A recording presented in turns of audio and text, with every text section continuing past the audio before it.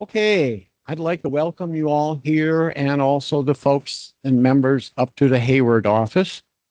It's time to start our meeting and declare that we're in session. So, pardon? Okay. If you have any ballots here, just raise your hand. We'll collect them right now because they have to be turned in over there immediately. So if you have a ballot in hand that you've got there, raise your hand. We'll collect it now. Okay, we're good to go. Okay. Let's do stand. And first, I would like all people in the military now and in the past to stand and be recognized.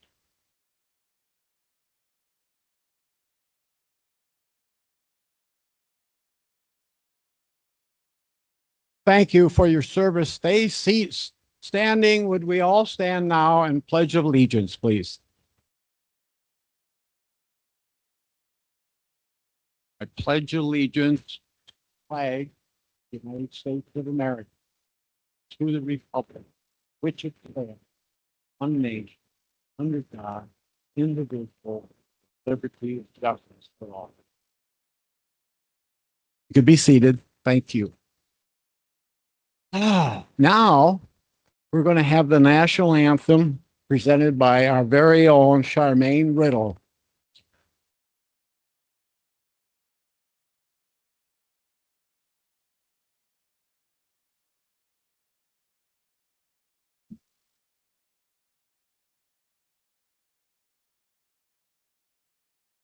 Oh, say, can you see by the dawn's early light what so proudly we hailed at the twilight's last gleaming, whose broad stripes and bright stars through the perilous fight o'er the ramparts we watched were so gallantly streaming, and the rocket's red glare, the bombs bursting in air, gave proof through the night that our flag was still there.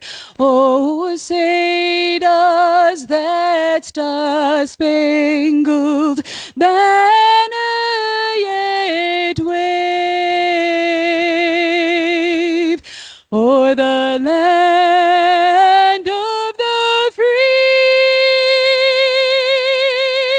and the home of the brave?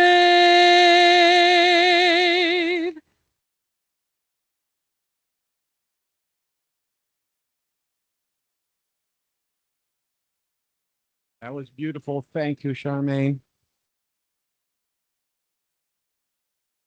Hey.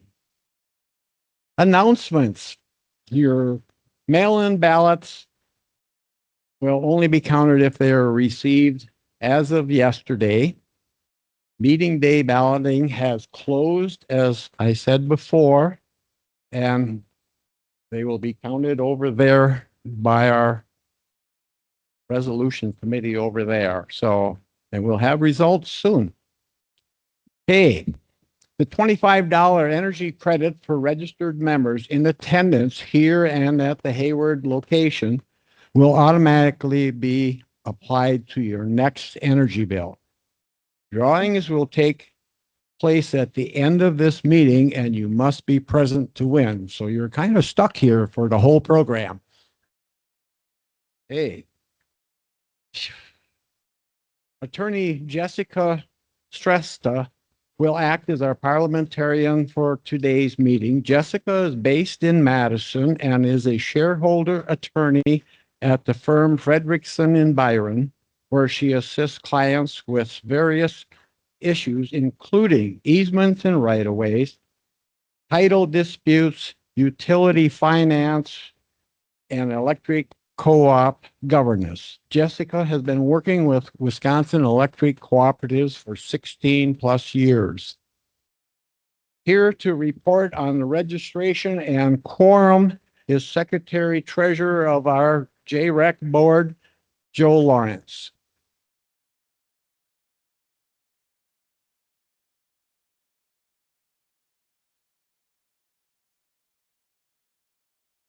Good morning, everybody. Vicky informed me that between Hayward and here, we have 102 registered members. So we do have a quorum. Thank you.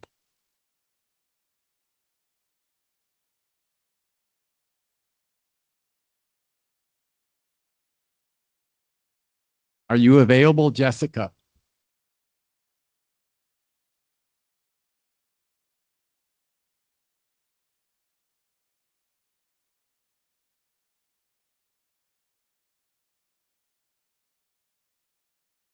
Apologies, we had some very complicated counting happening. So for the affidavit of mailing, that would have been in your meeting materials. And I would ask that you waive the reading of the affidavit of mailing. Is there any objection to doing so? Hearing none, the affidavit of mailing reading has been waived. A copy of today's agenda and the meeting rules are in your tote bag, as well as a fly swatter that will be used as your voting card today. So that'll be fun. The meeting rules, just briefly go over those.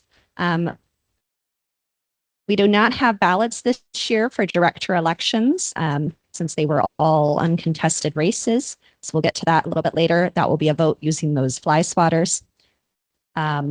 There was a bylaw amendment proposed in advance of the deadline. And so probably all aware of that. We were voting on that today. And the tellers did begin opening and counting the ballots prior to the opening of the meeting. And that's what we were doing over there.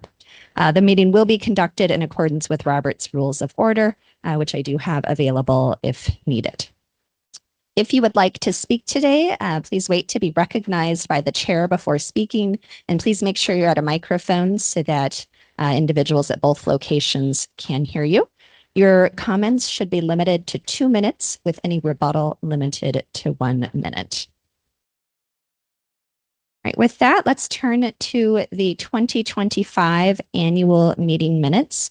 Copy of that was again provided in the annual meeting materials. Do I have a motion to approve the annual meeting minutes? I have a motion. Is there a second? Yes, thank you. Is there any discussion or corrections? And of course, if there's anything in Hayward, someone will alert me to that. With that, all in favor, please raise your fly swatters to approve the meeting minutes. Maybe a second. Thank you. Any opposed? All right, motion carries, and I will turn it back to Bill Van Dorn. Thank you.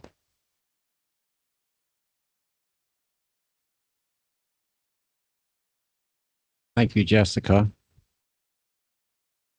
The first thing that I'd like to do is introduce our special guest. And of course, one, if you would stand so people know who to corner afterwards or something like that, is Rob Summerfield, our state representative. Yes. We're glad you're here. Thank you. And next is Tim Clay from the WECA, which stands for Wisconsin Electric Cooperative Association, and he is the Vice President of Operations. And thank you both for coming here and taking part in this important meeting. So I would like to also introduce our Board of Directors. And would you also stand when I call your name? In District 1 is Jane Reich from Sheldon. District 2 is Christine Beatles from Sheldon. District 3 is Joe Lawrence from Sheldon. District 4 is Jay Walsh from Ladysmith. District 5 is myself from Lady Smith. District 6 is Bill Amory from Hayward, and I'm sure he's up there. District 7 is Mike Gardner from Hayward. And District 8 is Wally Crook from Hayward. And I'd like to thank Wally for being up there and representing the board up in the Hayward meeting. And District 9 is Sandy Sheriff from Hayward, and I'm sure she's there. Capital credits. Jump River Electric returned $524,273 to members in 2025. They were applied to last November's electric bill, and allocations are listed on your April bill. Scholarships. To date, Jump River has awarded $331,550 in scholarships to students of members. $27,000 was awarded in 2025. There is 35 scholarships for $1,000 each available in 2026 for qualifying traditional and non-traditional high school students, as well as LCO Ojibwa University and line workers and Power the Future students. Community Sense. This fund has a current balance of $5,177.28, with only 359 accounts enrolled in that program. Applications are currently being accepted until May 1st for our third round of grant awards in our co-op community. If you are interested in enrolling in Community Sense program, please stop by the Smart Hub Community Sense table for assistance and or instructions, and they will answer any questions you might have. So now I would like to turn the podium over to our manager, CEO, Kurt Harris.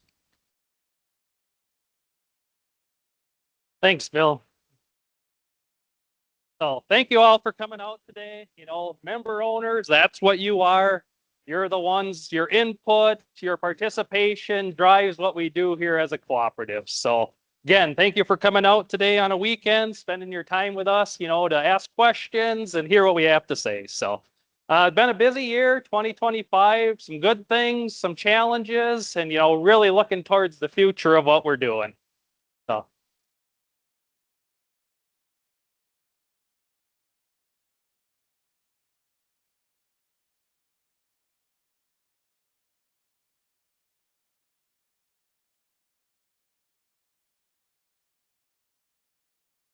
So always start out with the auditor report.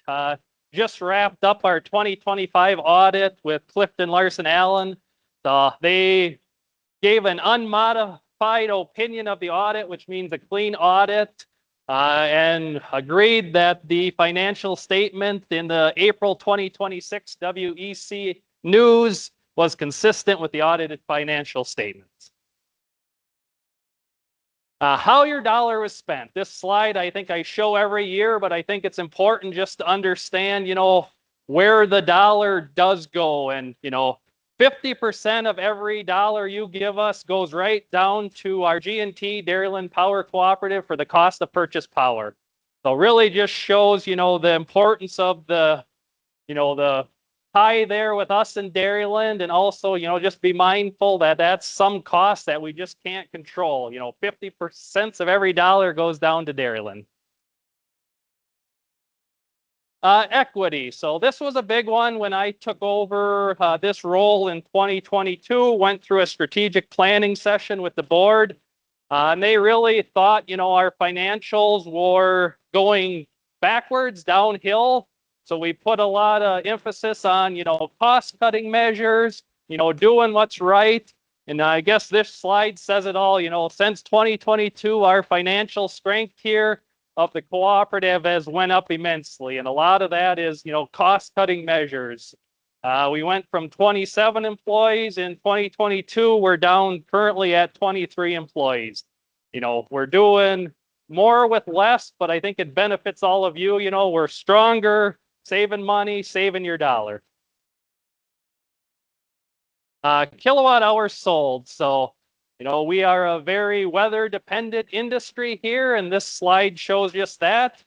We're not really adding large loads or anything. It just shows that 2025, you know, weather-wise was a year you had hot summer, cold winter, so we sold a lot more kilowatt hours than we have in the past. Kilowatt hour sales by class. This is both a good and bad slide, but you know, if you look at the orange bar there in the middle, 26% of all the kilowatt hours we sell here at Jump River Electric are by seasonal members.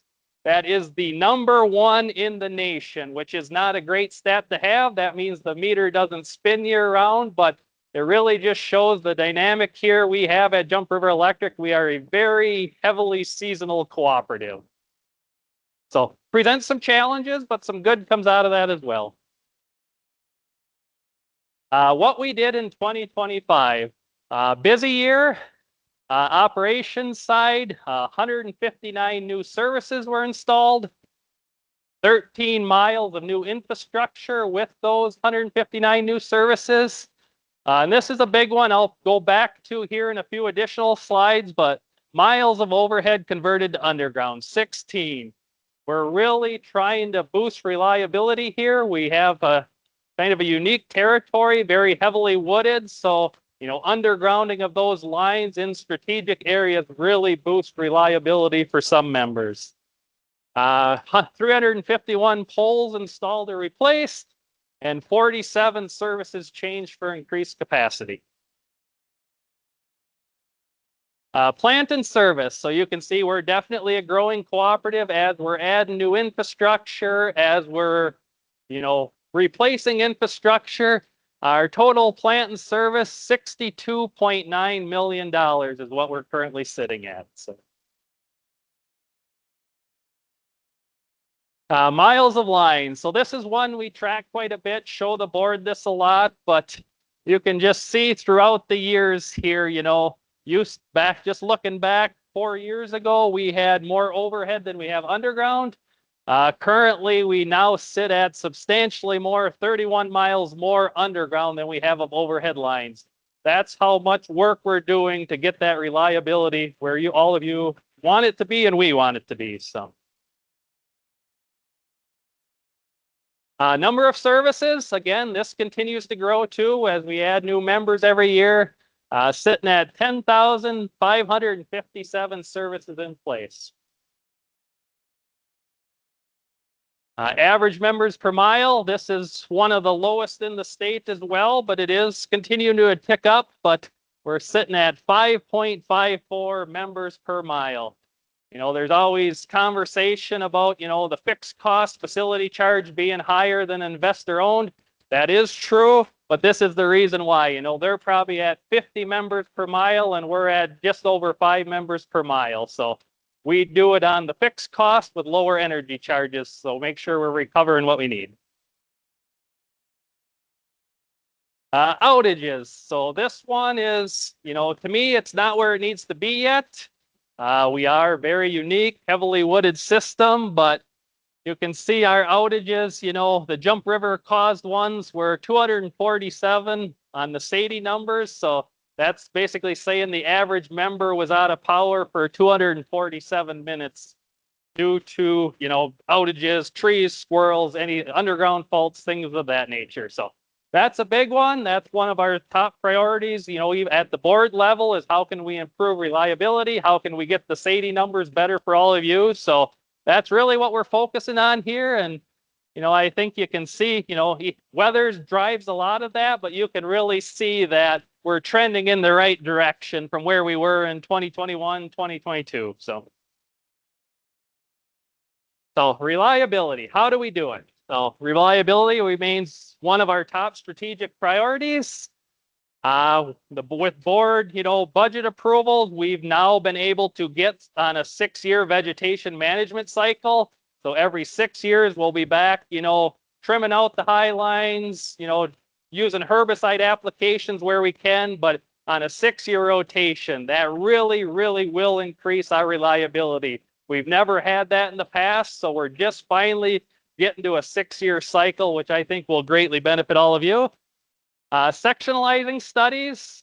So we've hired engineering consultants to look at our whole system. We're breaking it out by areas, 2 substations a year, but they're making sure we have our protective devices in the right spots, the right sizes. So really we can limit you might have a tree or an animal get on the line, but you can have 6 people out of power versus 300 like we've had in the past. So really working on that to add a bunch of equipment out on our system.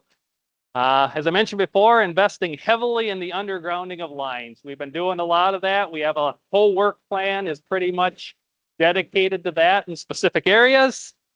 And I'm happy to report, we did a lot of undergrounding of lines. We were able to secure and actually receive the funding already. So we have the reimbursement, but $728,822 in grant funds last year for those undergrounding projects we did. So making your dollar go further, get more miles done. And then construction of tie lines from substation to substation. So unfortunately, our system isn't designed yet where if we have an outage on one substation, we can just pick it up from another. We're working towards that for a lot of areas. So we're building 3-phase to 3-phase ties. So, if Dairyland Power has to take an outage on one substation, we can pick it up from another and keep the most members on that we can during those events.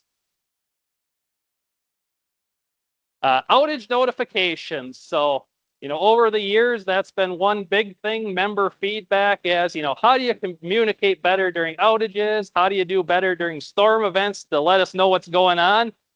It's probably not the perfect solution, but I think we have the answer. So beginning June 1st, all members who have Smart Hub will be automatically enrolled in this outage notification.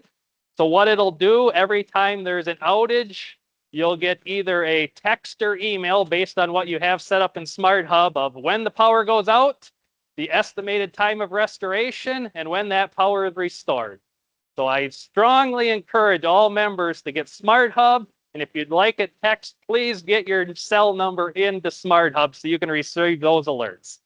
So, just be mindful. It's all based off of a electronic map that's housed here. It's based off predictive models, but we've been testing it for the last 6 months and it has been working very, very well. So I do encourage all of you to sign up for that. I really think you're going to like it. You'll know that, if you're part of an outage, you don't have to call in, the crew's on it, estimated time of when it'll be restored, just, gives you more knowledge so you can make decisions based off of that.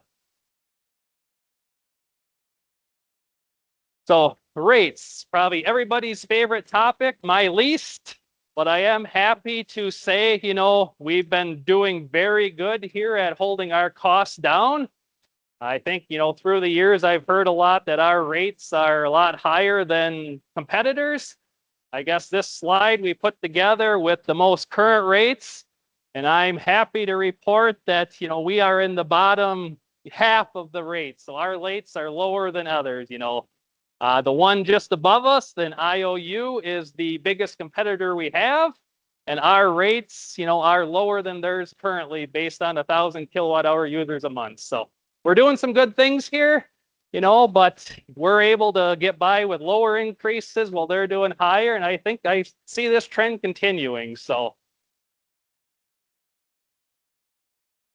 how can you guys assist with rates? It's all of us together in this rate thing, and just a couple really simple things you can do to help, the rates here are sign up for paperless billing. Postage is getting out of hand, paper prices, all that goes into this. But the more of you that can sign up for paperless billing, the more money you'll save all of each other. So also ACH, automatic payments, that is a big cost, too. So if you can sign up for that, that's also a cost savings to the cooperative and all of you. So both of those we offer credits. So you get an energy credit if you sign up for those.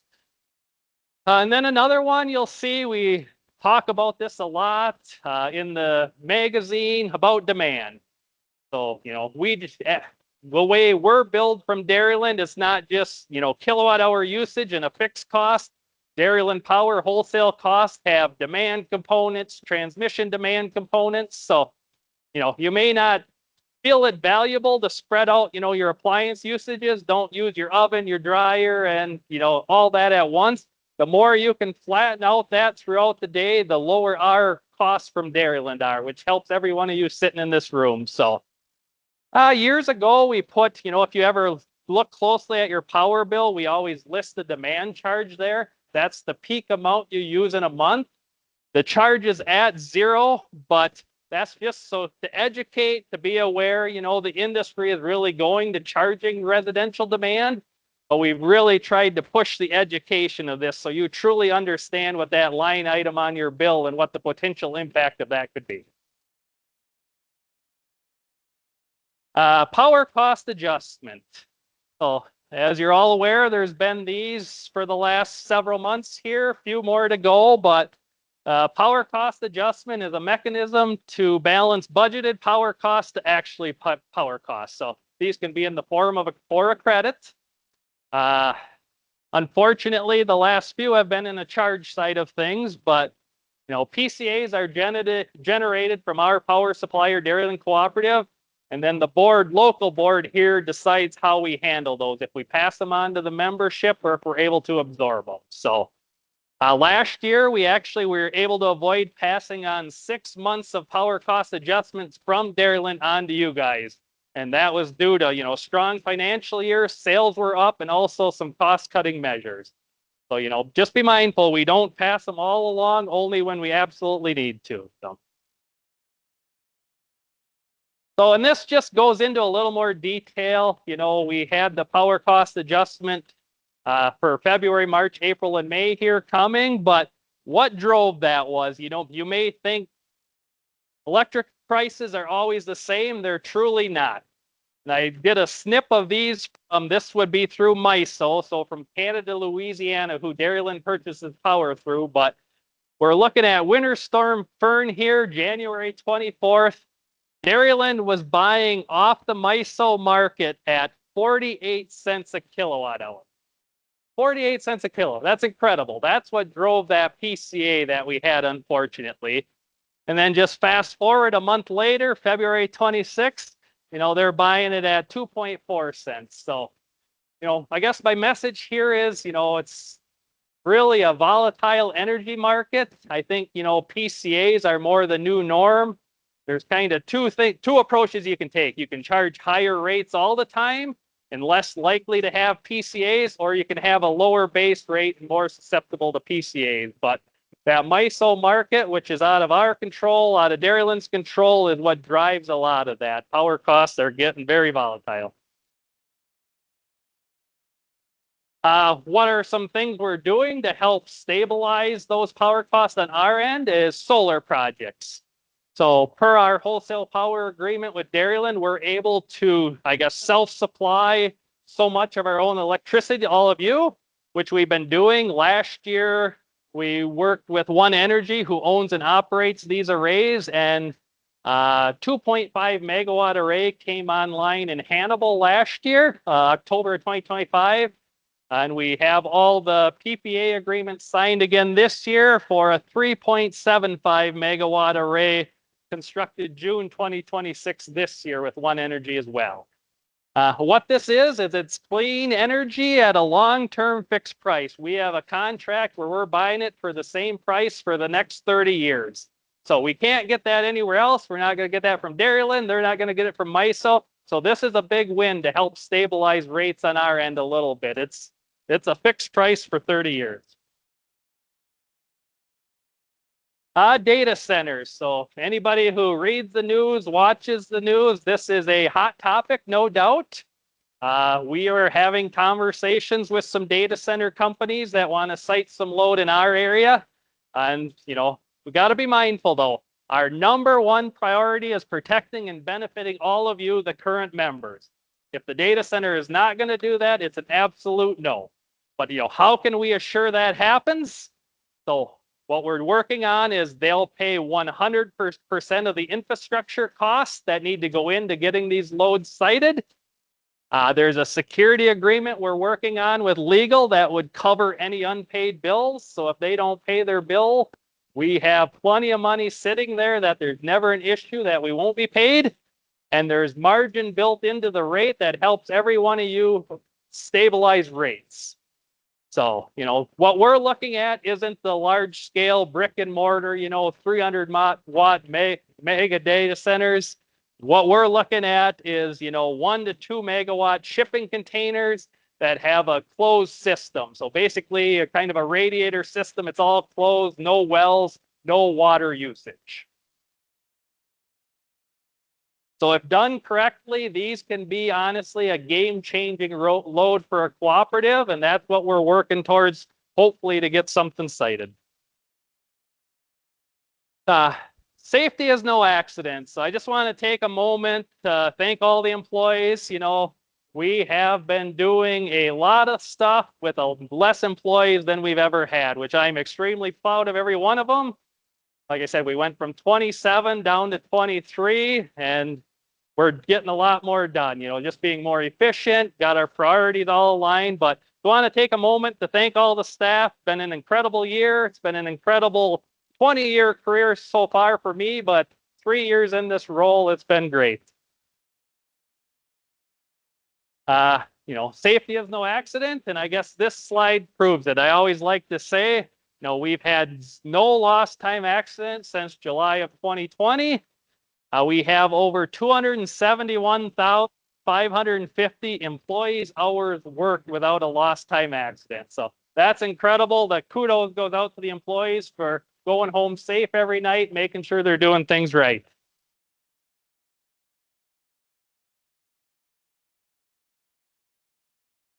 And with that, you know, our insurance provider, Federated Rural Electric Insurance, always gives awards for these type of things. So we received another no lost time accident award for the year. And then just to close out, been some change here. You know, I'm a firm believer that change is good. So, you know, we have Dan Engelmeyer. He's been on the line crew for 15 years here at Jump River. He was recently promoted to the line crew foreman, has just been doing a fantastic job. He's one heck of a lineman. He keeps the guys going, and we're getting some work done with him in charge out in the field now. So kudos to Dan. Benji Gint, a lot of you probably know him. He's on the local fire department. He's out and about doing safety demonstrations for the first responders at the schools, but Benji's 5 years, so congratulations, Benji. RJ Kinney, he recently completed his apprenticeship graduation, so he is now a journeyman line worker. 4-year apprenticeship, lots of on-the-job training, but congratulations to RJ, is now a journeyman lineman. And then in the back of the room, if any of you guys ever deal with operations, services, outages, you'll probably be talking to Ben, but we hired Ben July of last year to fill our operations manager role. He came from outside Jump River Electric, but you know, he came in with years and years of industry experience and knowledge. He's really stepped up the game here at Jump River on, you know, he's kudos to him. He got the outage alerts and our maps where they need to be to offer that service, but he really elevated things we're doing here at the co-op. So congratulations, Ben, and welcome to the team. And then probably everybody in the room here knows Greg Walters. I just want to give a shout out to Greg Walters. I was able to spend my entire career here working with him, but he retired the beginning of the year here with 31 years of service to all of you on the line crews. So congratulations to Greg. So, and with that, special guest this year, we have Matt Brandrup, the president and CEO of Resco. Resco is the supplier for just about all of the material we purchase that we put out in the field to serve you guys, but I think you'll really like Matt's message about the partnership we have with Resco and what that benefit brings to you. So with that, Matt.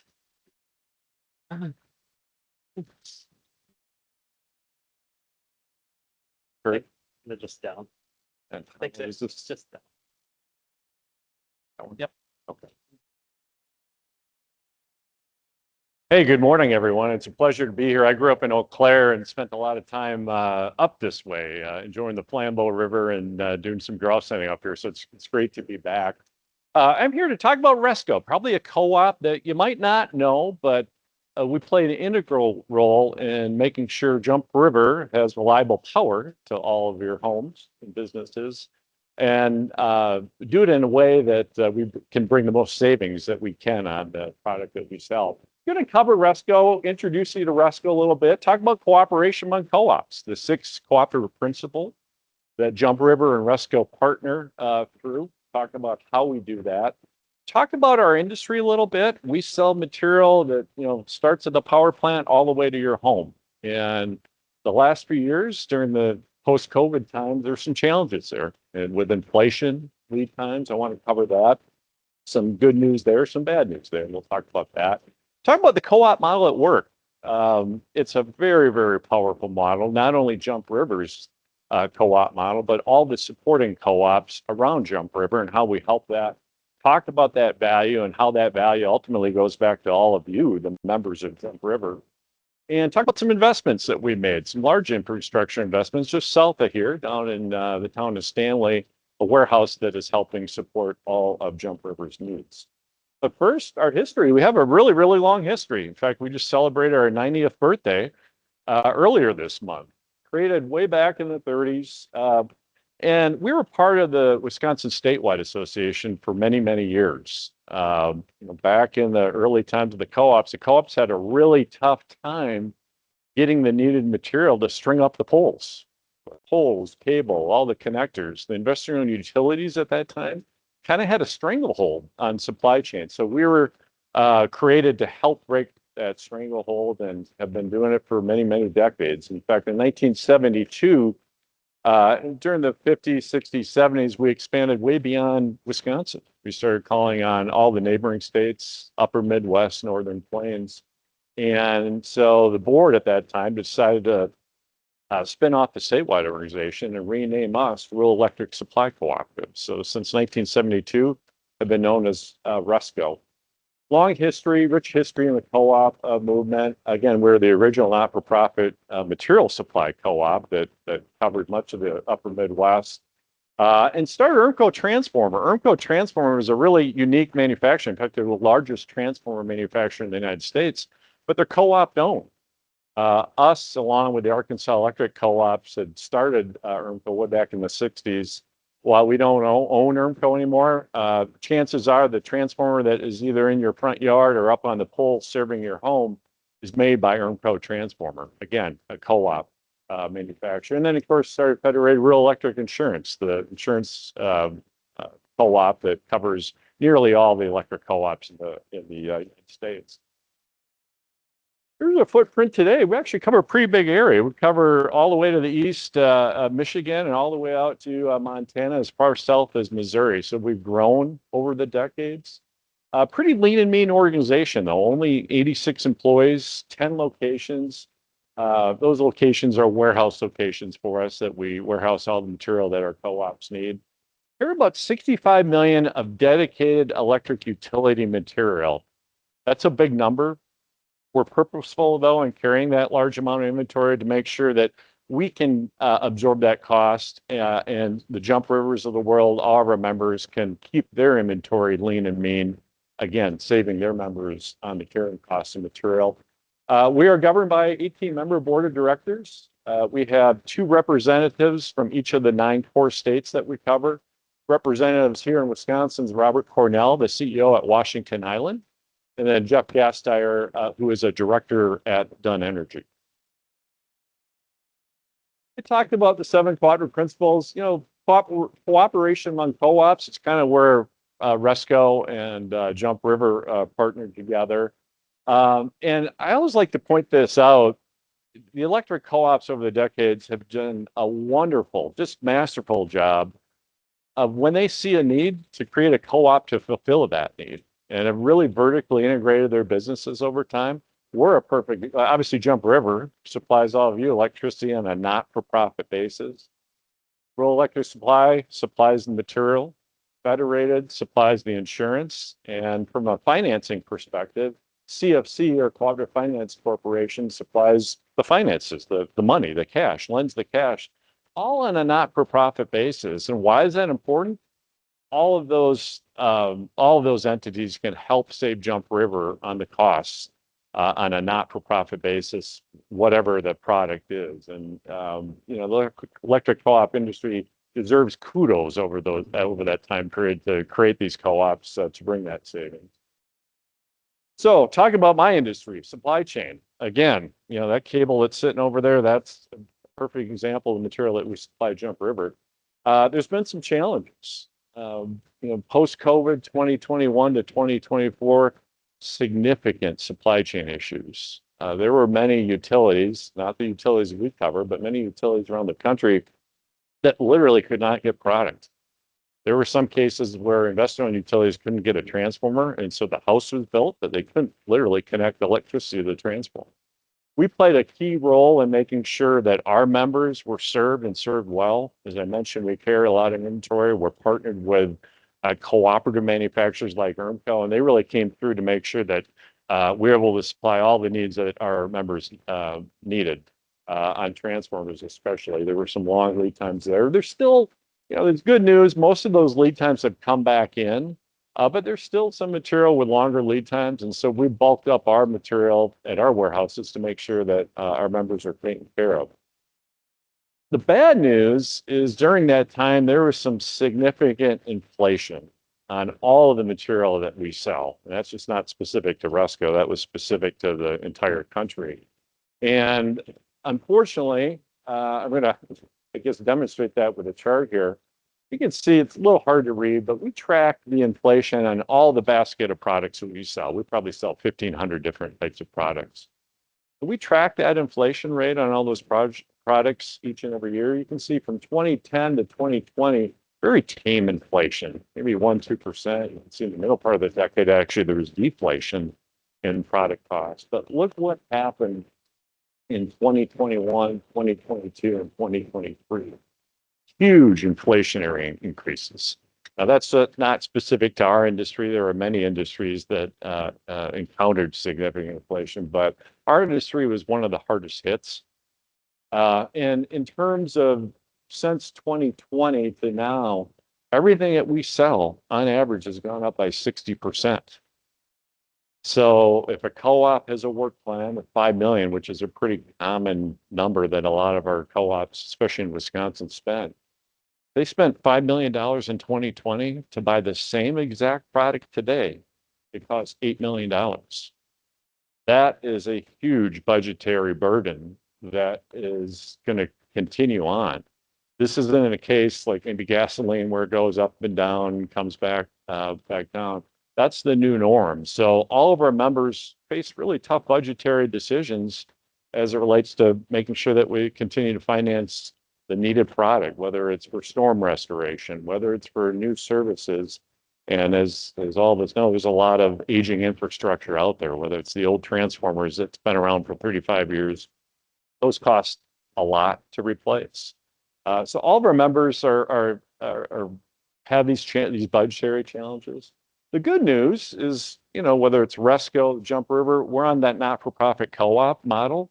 And that allows Jump River to minimize the impact to all of you as members. Again, no profit motive. So that's helping despite some inflationary cost pressures. And we've been able to grow considerably too, and I'll let you know why that's important. You can see we've grown significantly in the last 6-7 years. And that allows us as a co-op to keep the prices that we charge, the incremental gross profit margin that we put on this material, to keep those incredibly low, ultimately saving Jump River and all of you as costs continue to rise. The other option it gives us with growth is it allows us to present some nice patronage refunds back to our members and to demonstrate what we've done since the year 2000. We're a relatively modest-sized co-op, but since 2000, we've been able to give back over $209 million in patronage allocation back to our members. Additionally, we retired a significant portion of that, meaning that we passed that back to cash to our members. Since 2020, we've given back over $111 million in cash back to our members. Again, another example of the co-op model at work. Instead of third-party for-profit investors taking that money, that's going back to all of you, going back through to Jump River and ultimately back to you with the cash that we're giving back. So we're really proud of that. Our board is really focused on making sure that we retire our capital credits as quick as we can. As it relates to Jump River, you guys have always been, and Kurt and his crew have always been just great supporters of Resco. You can see in 2025, Jump River purchased over 2.2 million in material from us. I'm proud to say that we're allocating back $100,000 of that this year to Jump River. And to give you some more detail on what we're going to be giving back this year, both in patronage and retirement.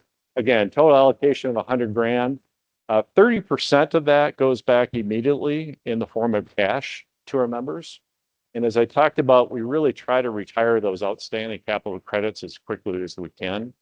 Our board at our last board meeting decided to retire 4 years worth of capital credits that will bring us to a 5-year capital credit retirement cycle, which is incredibly fast. So we're getting that equity we have, that cash equity, if you will, back into our members' hands really, really quick.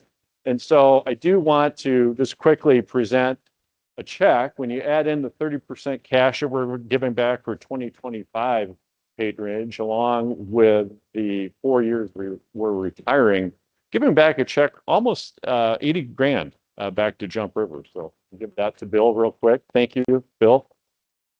Yeah, thank you.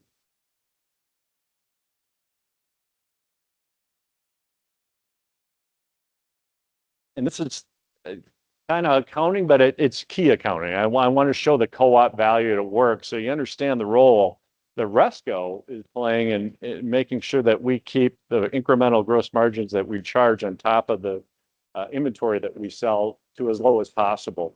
You can see in 2025, Jump River purchased $2.2 million from us. The margins that we made on that material was 155,000 or a 7.0 gross margin percent. That's before the patronage that we returned. Again, we returned basically $100,000 in patronage. So the net margins that we charged to make sure Jump River had all their material is 2.5%.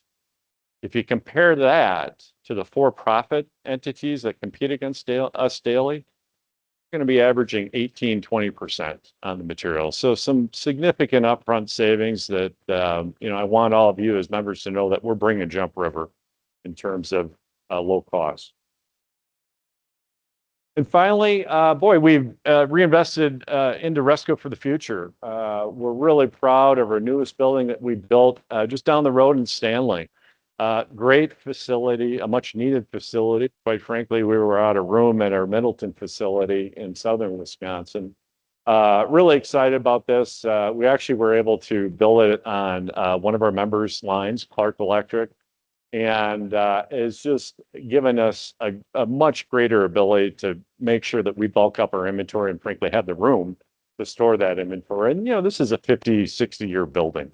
That's going to last my tenure, certainly at Resco, and just gets us more in the co-op territory. If you look at Wisconsin, Eau Claire, Chippewa Falls area is probably the center of the state in terms of serving the co-ops. And so we're very, very close and strategically located, especially to Jump River to serve you guys in time of need, storm response, what have you. So really excited about this. Just a couple of pictures from our facility and the groundbreaking that we did a couple of years ago. And just to finish up again, the not-for-profit co-op model is powerful, really powerful in terms of keeping all of your electric rates as low as we can. Whether it's us, whether it's CFC on the financing side, whether it's Federated Insurance on the insurance side, there's a tremendous amount of value there that we're all looking to bring to, again, keep your electric bills as low as we can. So with that, I just want to thank the staff and board of Jump River. Appreciate the opportunity to come up here on a beautiful spring day and again, thank you for your support. Thanks.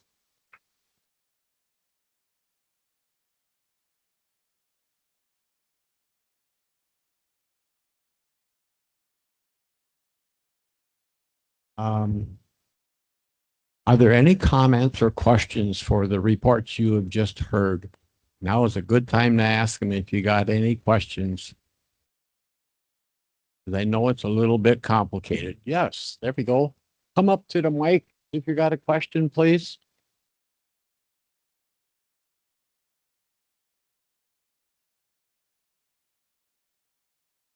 Morning, Ed Krenzlock from Tony.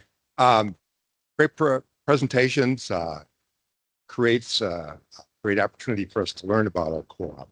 I'm concerned about the data centers, and I think you laid out a nice plan as to how you're going to build them and so on. But I think they create an opportunity. They also create a threat to us in terms of demand and cost. And so I don't know if I'd put Representative Summerfield on the spot, but I don't know if the legislature has a way of maybe protecting us from the standpoint of undue cost and demand and further taxing our ability, our ability to provide electric services. So yeah, I'll speak to that briefly. So, yeah, there's absolutely a concern. There's no doubt about that. What we're doing locally is protecting all of you by, if they want to run through peak times, demand times, they're paying for it. I guess I'm a firm believer if Jump River Electric doesn't cite any of them, somebody else in the MISO region from Canada to Louisiana is going to cite them, and they're going to get all the benefits, and we're going to be in the dark either way. So I don't think they're going away. It's just whether locally, if we protect all of you with service agreements, with deposits, with rates, if they want to run through demand and they're willing to pay for it, that's protection as far as the members here go. But yeah, it's absolutely concerning, but I just feel if we sit back and do nothing, they're going to go to a neighbor somewhere else and we're all going to be left in the dark either way. Was there any other questions or comments? Dave, you had one?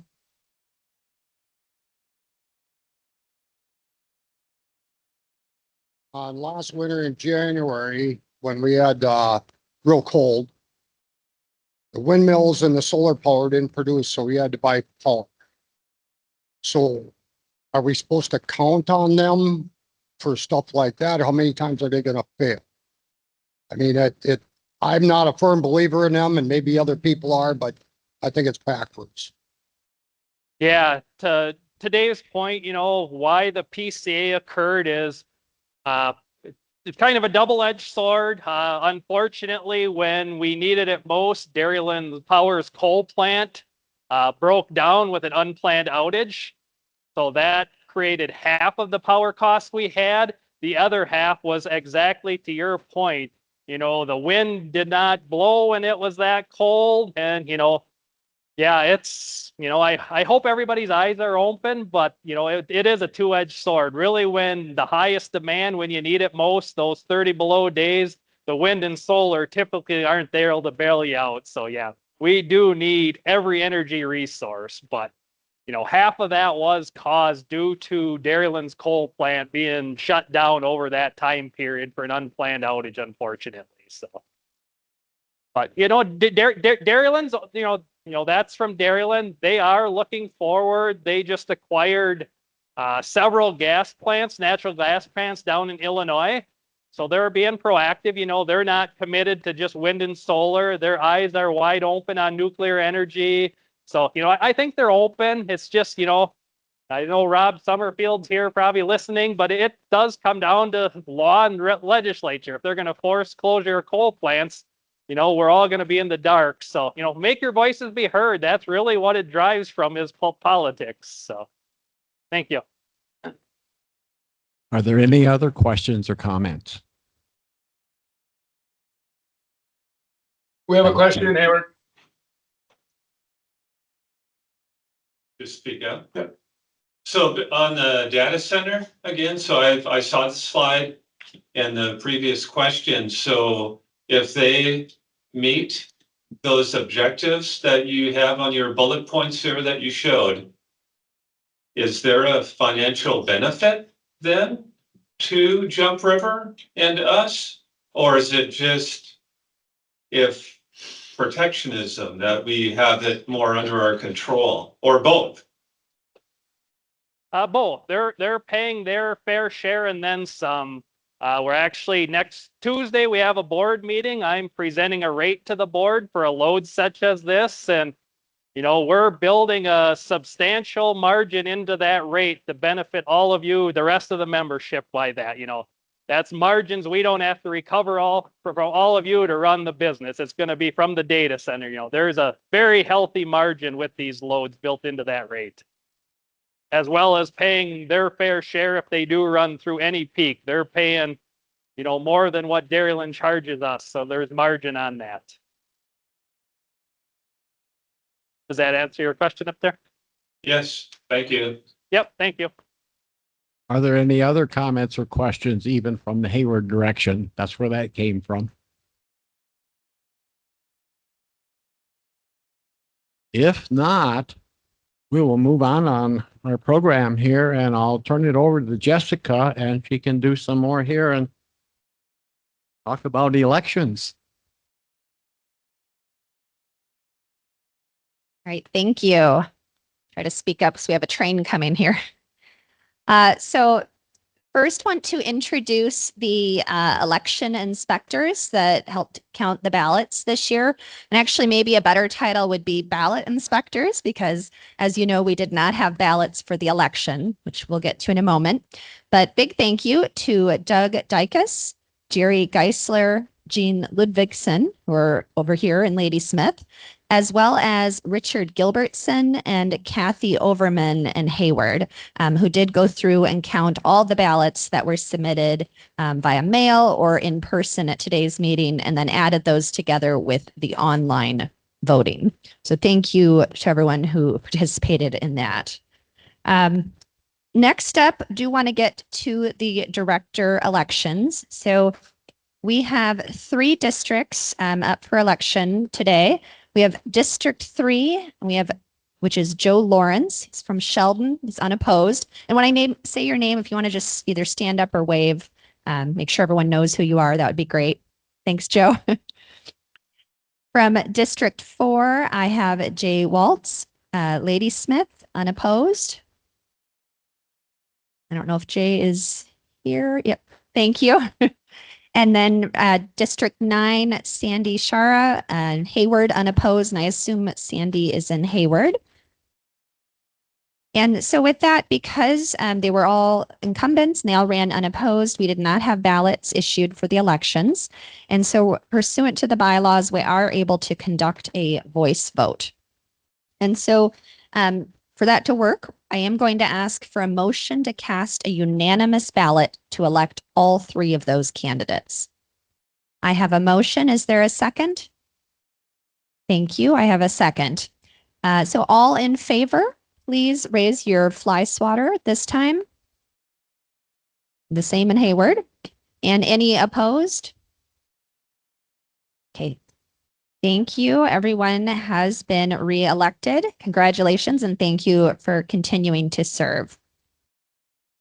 So with that, I'd like to ask that Jean Ludvigsen, the chairman of the ballot inspectors, come forward and present the results for the bylaw amendment. While he's making his way up here, just to explain, this was a member proposed bylaw amendment. So a member submitted this in advance of the deadline for resolutions or proposals. It then went through the Rules and Resolutions Committee and got to you all, of course, to vote on in the ballots. The proposal, in short, was to eliminate term limits for directors. So I'll turn it over to Jean to report on that. Thank you. Yeah, we only had one resolution this year that made our job pretty easy, and the resolution was to eliminate term limits or to maintain them. And we come up with 108 votes to eliminate term limits and 458 votes to maintain the term limits. So the resolution was voted down, so. So we will continue term limits at this point, which amounts to 5 3-year terms for a total of 15 years. Okay, thank you.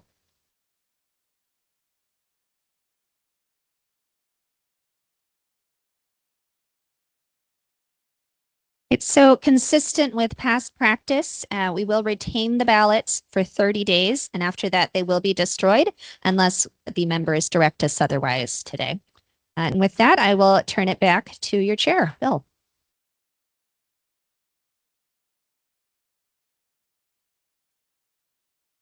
Okay. Just for a little humor, if every co-op would give out fly swatters like us, the flies wouldn't have a chance, would they? Oh. Okay.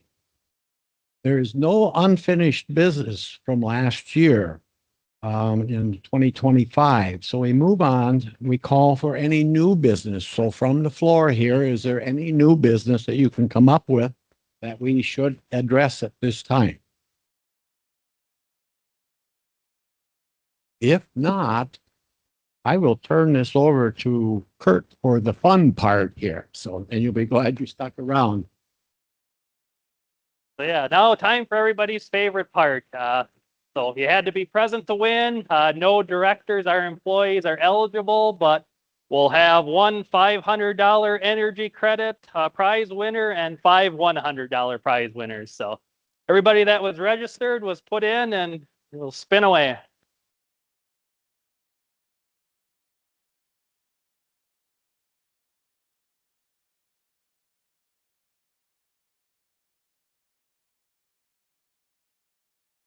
$500 winner is Anthony Zimmer. Congrats.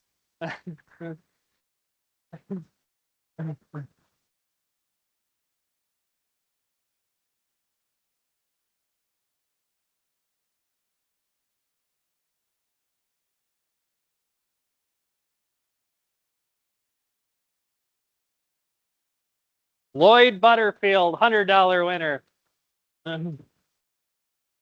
Is Lloyd here? Lloyd still here? Then Hayward? He's in Hayward, Kurt. He's here. Okay, thank you.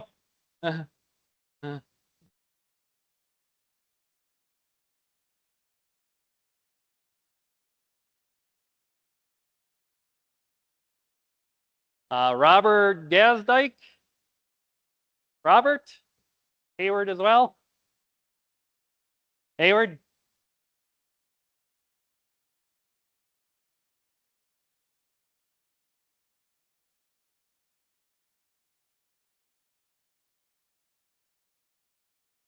Anthony Arts, I know I saw Tony earlier. Yep, congrats.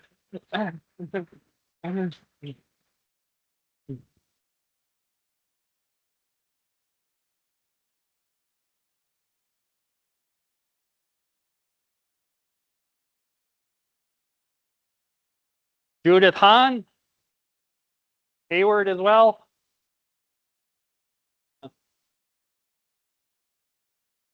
Last one.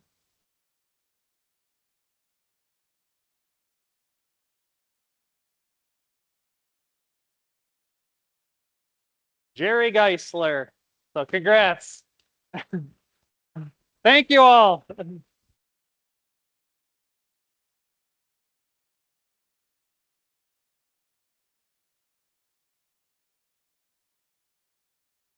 Well, that was the fun part for 6 people. So that's good.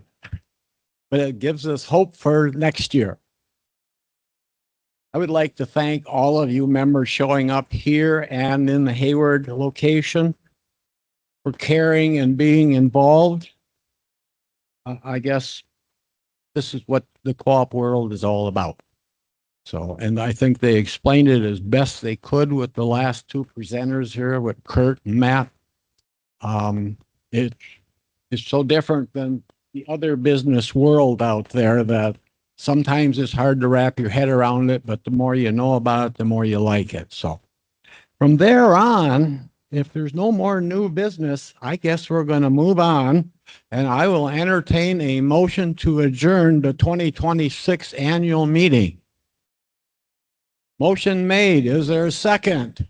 Back here. The motion has been made and seconded to adjourn this annual meeting. All those in favor, raise your fly swatters. Okay. Any nays out there? Okay, motion carried. Thank you very much, folks.